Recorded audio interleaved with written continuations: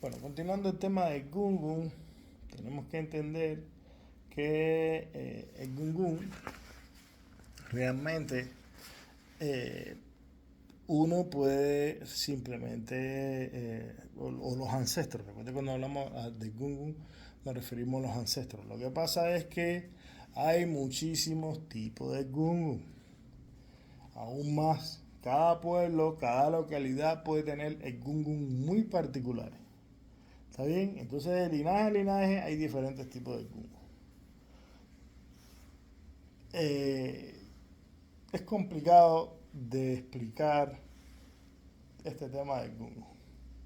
En general, eh, nosotros decimos eh, Ayeloya,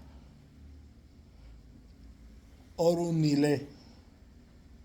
Aye, es decir, la madre tierra o la tierra, Loya, es el mercado, ¿verdad? Orun, el cielo, Nile es la verdadera casa, es nuestra casa. Nosotros aquí en la tierra tenemos que entender determinados detalles para poder entender este tema de los ancestros. Aquí en la tierra nosotros venimos a cumplir con un destino, ¿verdad? Aquí en la tierra nosotros se supone que tengamos una conducta. Y por eso es que es como si fuera un juego, es un mercado, ¿verdad? Entonces, para uno ascender al cielo y convertirte en un verdadero ancestro, tiene que tener una serie de requisitos, tienes que haber hecho una serie de buenas acciones aquí en la tierra. A todo el mundo no se le puede llamar ancestro. Eso tenemos que entenderlo, ¿verdad? No quiero meterme mucho en temas más profundos porque van eh, a confundirlo. Voy a confundirlo. Eh, por ejemplo, para que se me entienda, eh, a ver, hay Egun Abba o Egun Abba, ¿verdad? Son grandes ancestros. Entonces, no todas las mascaradas son de grandes ancestros. Hay diferentes tipos de mascaradas, ¿verdad? Grandes ancestros son aquellas personas que hicieron grandes cosas, acá en la tierra. Entonces se consideran grandes ancestros. Por ejemplo, los babalaos jefes, ¿verdad? Los chiefs, los bombos, la gorda, Arabá, etcétera, que cumplieron, que fueron grandes seguidores de Ifá, que hicieron cosas por su comunidad de Ifá, fueron grandes babalaos, pueden ser enterrados dentro de los templos de Ifá a los que pertenecen. ¿Se me entiende? ¿Por qué? Porque esos fueron algún abad, fueron personas respetables, que no trajeron chisme a su comunidad, que no fueron traidores, que no fueron cobardes, que no fueron malas personas. Entonces, esos son considerados algún abad, personas respetables o grandes ancestros y pueden ser enterrados dentro de los templos y pueden ser nunca deben de ser olvidados. Y cuando hay reuniones dentro de esos templos de Ifá, generalmente se buscan donde están enterrados estos grandes mayores o algún abad, como ahorita estaba diciendo, ¿verdad? Y las reuniones se hacen en este lugar, en este recinto donde ellos están enterrados abajo, para que nadie mienta, para que todos sean sinceros y para que espiritualmente estos grandes ancestros participen.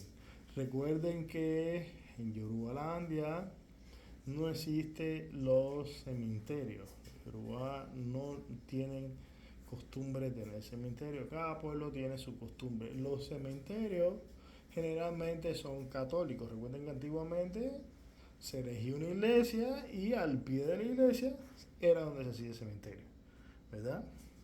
Las personas, bueno, iban, hacían sus misas, etcétera, etcétera, y eran enterrados en ese cementerio donde estaba esa iglesia. Estoy hablando antiguamente, ya hay cementerios que no tienen iglesia, ¿verdad? Bueno, en Yorubalandia no es así.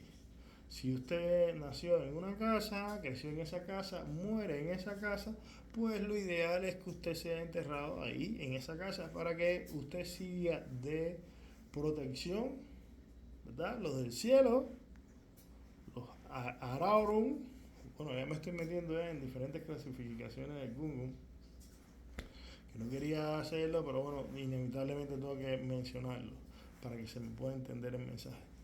Los ancestros que están en el cielo protejan a esos familiares que están en la tierra. Entonces, son enterrados dentro de las propiedades de esas casas, ya sea en el jardín, en el patio, incluso hasta dentro del cuarto donde vive el difunto.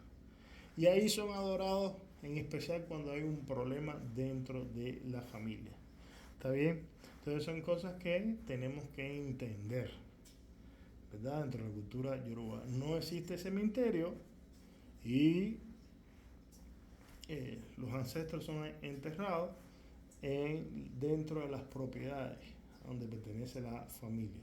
¿Está bien? Cuando son ancestros relevantes, líderes dentro de la comunidad de determinados templos, entonces son enterrados dentro de ese templo, por supuesto con el permiso de la familia, se entierran en ese templo. ¿Por qué? Porque la persona le dedicó la vida, por ejemplo, al culto de Ifá, era un jefe de Ifá, continuamente participó en el Itaogun, fue un jefe respetado, querido, seguido, eh, contribuyó en algo a la sociedad, etcétera. Eh, entonces es enterrado ahí. Si es un tipo, discúlpeme la palabra tipo, si es un individuo chismoso, que creaba conflictos, problemático, etcétera, etcétera, que a nadie le interesaba, ni a nadie le importaba y no hizo nada, nada más que cosas que por él, nada más, entonces no tiene por qué ser enterrado dentro del templo.